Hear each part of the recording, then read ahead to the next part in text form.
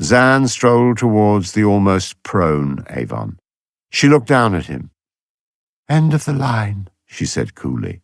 Avon tried to smile and failed. "But for whom?" he said.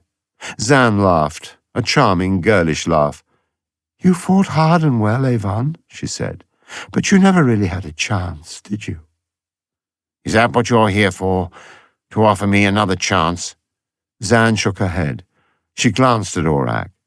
Avon placed a protective hand on the computer's shell. His blood stained it.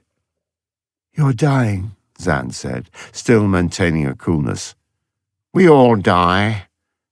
It's just a question of when." With astonishing speed, Zan extracted the sharp knife from her belt and slashed at Avon.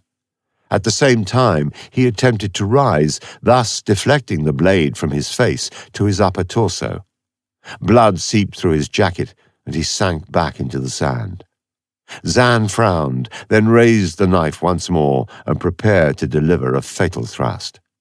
As swiftly as she had produced her weapon, Avon plucked the bowie knife from his boot, and as Zan leaned forward, he slammed it into her stomach and twisted the blade upwards so that it pierced her heart. Zan looked surprised. Her eyes clouded in death, and she fell backwards into the dust. "You haven't lost your touch, have you?" Aurak said. Avon crawled alongside Zan's corpse and lifted her gun from its holster. The guard by the pod raised his rifle. Avon shot him. Then, exhausted, he fell back once more. "Arm yourself," he said to Aurak. "Is this the end?" the computer asked. "Almost." The sun was high and bright when the dragon guards of Linway approached, cautiously. Avon lay motionless in the sand, as if sleeping.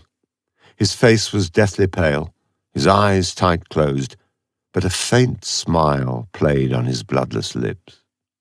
Aurak had obeyed its last instruction, but it paused before detonating the explosives within it. Explosives that would unleash tiny metal darts that would rip into any number of the dragon guards as they drew near. "Avon," Aurak said. Reply came there none, and Aurak wept.